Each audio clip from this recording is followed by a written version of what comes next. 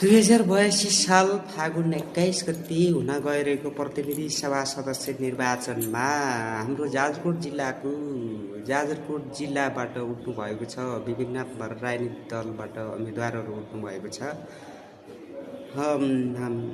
Nepali communist पार्टीबाट शक्ति बहादुर उपस्थित, नेकपा एमालेबाट डम्बर बहादुर सिंह, नेपाली काङ्ग्रेसबाट खड्ग विसी, नेपाल कम्युनिस्ट पार्टीबाट पौरक्सी र राष्ट्रिय स्वतन्त्र पार्टीबाट राघव कार्की,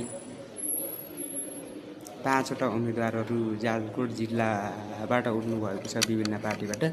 र जाजरकोट जिल्लाबाट उठ्नु भएको विभिन्न पार्टीको उम्मेदवारहरूले भोलि हुन गइरहेको 21 गतिको चुनावको रिजल्ट पनि आउला। अब त्यो रिजल्टले के जनाउँछ, कसलाई जिताउँछ, कसलाई पठाउँछ, संसदमा कुन नेतालाई चाहिँ चुनेर पठाउँछ, त्यो जनताको हातमा छ।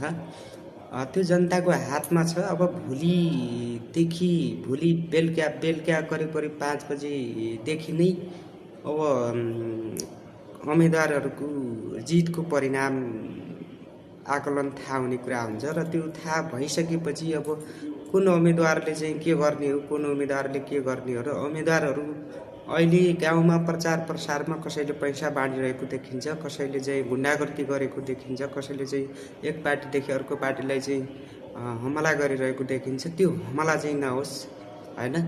देश र जनताको निम्ति गर्ने हो भने सबै पार्टीहरू मिलेर एकजुट भएर जुन पार्टीको प्रतिनिधि सभा सदस्यमा गए पनि, जुन पार्टीको उम्मेदवार गए पनि अब जनतालाई गर्नुपर्ने योगदानहरू पुर्याउनु पर्ने हुन्छ। र एक आपसमा कसैले कसैप्रति गुन्डागर्दी, कसैले कसैप्रति चाहिँ पैसा, जनतालाई पैसाको लोभ लालचमा देखाएर भोट किन्ने काम चाहिँ नगरिदिनु होला। होइन भने आउँदा दिनहरूमा पनि यसरी चुनाव जित्ने कुरा चाहिँ हुँदैन। अब जनताले चाहिँ स्वतन्त्र उम्मेदवारहरूलाई चाहिँ मतदान गर्ने हो हैन। कसैको पैसा खाएर जनतालाई केही पनि हुनेवाला छैन हैन। छागै टार्ने हो, त्योभन्दा बेटर अर्को हुनेवाला छैन। र जनतालाई पाउनुपर्ने अहिलेको जमाना अनुसारको चाहिँ सेवा सुविधा, बाटोघाटो लगायतका यातायात सुविधा, त्यसपछि गएर सञ्चार सुविधाहरू जनतालाई प्रशस्त मात्रामा हुनु पर्यो। र नेपालमा भएको युवालाई चाहिँ नेपालमै रोजगारी हुन पर्यो। रोजगारीमूलक कामहरू चाहिँ नेपालमै हुन पर्यो। नेपालको युवाहरू विदेशी बाध्य छन् हैन। नेपालको राजनीतिकबाट के आशा गर्नु हैन। आशा गर्ने ठाउँ चाहिँ छैन। आउँदा दिनहरूमा चाहिँ अब जमाना अनुसारको आउँदा दिनहरूको भविष्यलाई अनुकूलतामा राखेर अब देशमै रोजगार र युवा नेपालको अहिले कैयौँ बेइज्जतहरू भइरहेको छ। नेपालबाट भारतमा लगायतका देश विदेशहरूमा युवा लगायत चेलीबेटीहरू गइराखेका छन्, कति दुःख पाइरहेका छन् हैन, कति तनाव खाइरहेका छन्, कतिपयको ज्यानै चाहिँ घरमा फर्केको छैन हैन। अब यस्ता दुःखको घटनाहरू हेर्ने हो भने खासै नेपालको राजनीतिकको कुनै पनि अस्तित्व पनि छैन र रहनेवाला पनि छैन।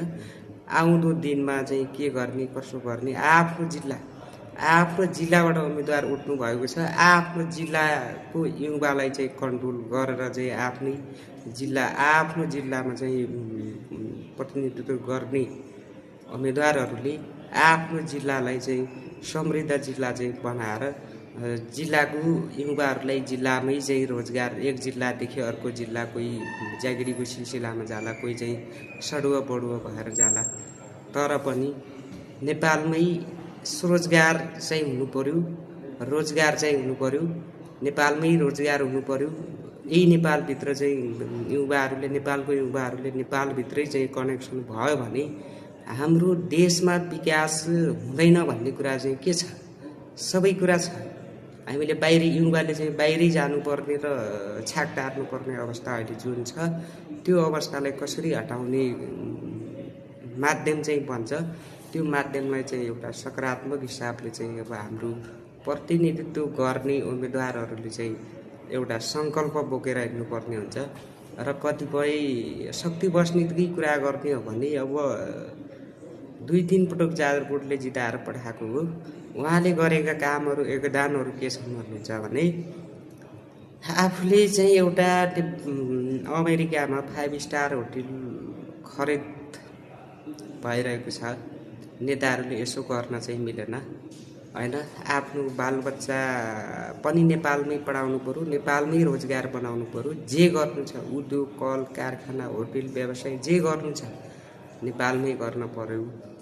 बाहिर जाने माध्यम चाहिँ गर्नु भएन। नेताहरूले नै बाहिर व्यवस्थापन गर्ने हो भने जनता कहाँ जाओस्, जनतालाई जाने बाटो पनि राख्नु पर्यो नि।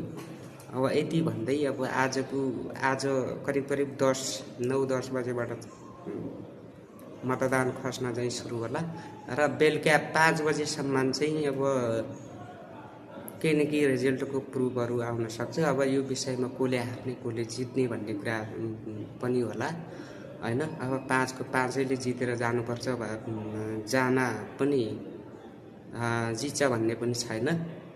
कसैले खेल मैदानमा उत्रिसकेपछि कसैको हार र कसैको जित चाहिँ निश्चित छ। यसमा कसैले पनि तोडफोड झै झगडा गुण्डागर्दी लगायतका बम विस्फोटहरू गर्ने वातावरण चाहिँ नगरिदिन हुन मेरो आग्रह छ। धन्यवाद।